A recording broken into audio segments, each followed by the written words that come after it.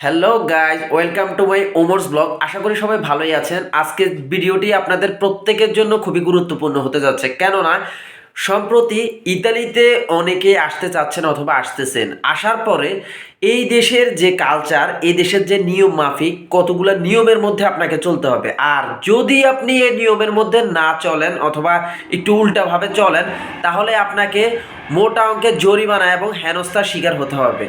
তো আমাদের বাংলাদেশ বলেন, ইন্ডিয়া বলেন, যে কোনো রাষ্ট্রে বলেন, সব দেশের আলাদা আলাদা একটা কালচার আছে, আলাদা আলাদা একটা নিয়ম আছে, নিয়ম মাফিক আইন কানুন আছে। কিন্তু আপনারা নতুন একটা দেশে আসতেছেন, আসার পরে আপনাদের কি নিয়মের মধ্যে চলতে হবে, অথবা যদি আপনারা এই নিয়মের মধ্যে না চলেন কি আপনাদের হেনস্থার শিকার হতে হবে, সব কিছু নিয়ে আজকের ভিডিওটি অবশ্যই আপনারা শেষ পর্যন্ত দেখবেন। আপনাদের অনেক উপকার হবে আমি মনে করি। যারা নতুন আসতেছেন অথবা আসবেন তাদের জন্য আরও মোস্ট ইম্পর্টেন্ট হতে যাচ্ছে আজকের ভিডিও। ইতালিতে অনেকে আসতে চাচ্ছেন, যারা আসতে চাচ্ছেন তাদের জন্য কিছু পরামর্শ। প্রথমত, ইতালিতে আসার আগে অবশ্যই আপনারা ভাষা শিখে আসার চেষ্টা করবেন।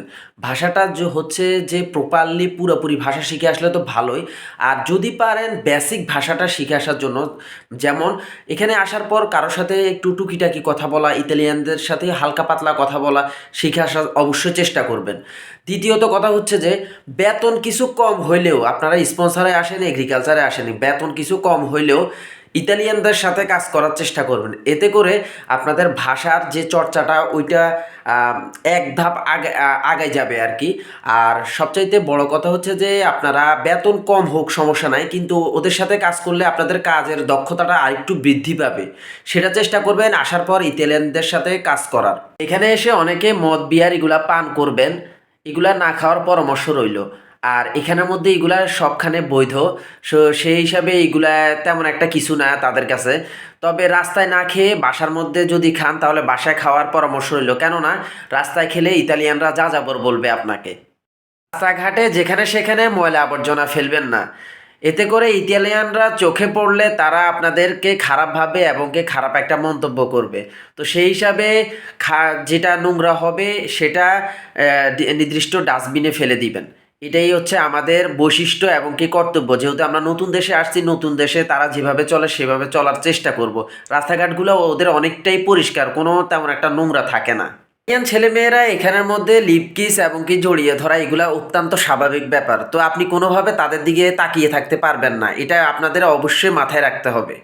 একটা কথা মাথায় রাখবেন, এদেশের মধ্যে শিশুদেরকে কিছু বলতে পারবেন না। চড় থাপ্পড় তো দূরের কথা, চোখ এরকম তাকিয়েও রেনতে পারবেন না তাদের দিকে, কেননা এদেশে এগুলা বারণ আছে, ননসি তুক্কা বাম্বিনো।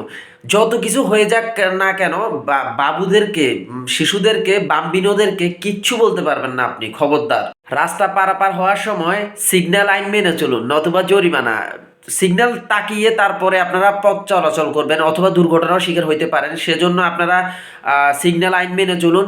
ইতালিতে অনেকে নতুনে আসার পর তারা ট্রেনের মধ্যে উঠতে গেলে টিকিট না কেটে যদি উঠে থাকেন, তাহলে যদি হঠাৎ করে আপনাকে চেকিংয়ে আসে, তাহলে যদি আপনার কাছে টিকিট না থাকে, তাহলে তাৎক্ষণিকভাবে আপনাকে 50 ইউরো অথবা 100 ইউরো জরিমানা করতে পারে।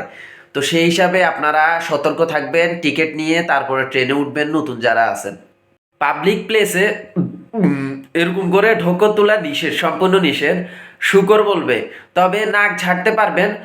খাবার টেবিলেও নাক ঝাড়তে পারবেন, কোনো সমস্যা, তবে টিস্যু দিয়ে নাক ঝাড়তে পারবেন, এটা অবশ্যই মাথায় রাখবেন। ঢোকর তোলা তো কোনোভাবেই যাবে না। ইতালিয়ানরা এটাকে খুবই খারাপ দৃষ্টিতে দেখে, খুবই খারাপ দৃষ্টিতে। তারা আপনাকে শুকর বলবে। তো এটা থেকে আপনারা চেষ্টা করবেন এটা না করার, পাবলিক প্লেসে সবার সামনে না করার চেষ্টা করবেন।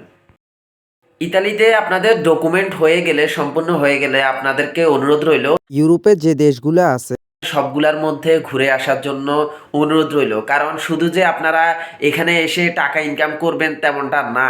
একটা সময় দেখবেন আপনাদের কোথাও ঘুরতে ইচ্ছা করবে না। তো আপনাদের এই বয়স থাকতে আপনারা চেষ্টা করবেন যে কাজের ফাঁকে ফাঁকে ছুটির মাধ্যমে এই দেশ থেকে অন্য দেশে ঘুরে আসার চেষ্টা করবেন। জীবন তো একটাই, উপভোগ করুন। সুন্দর হোক আপনাদের জীবন। সবাই ভালো থাকবেন, সুস্থ থাকবেন। আমার পেজটি ফলো রাখবেন এবং ইউটিউব চ্যানেলে যদি সাবস্ক্রাইব করে না থাকেন তাহলে সাবস্ক্রাইব করে দিবেন। সবাইকে আসসালামু আলাইকুম। আর অবশ্যই ভিডিওটি শেয়ার করবেন যদি গুরুত্বপূর্ণ মনে হয়। সবাইকে আসসালামু আলাইকুম, আল্লাহ হাফেজ।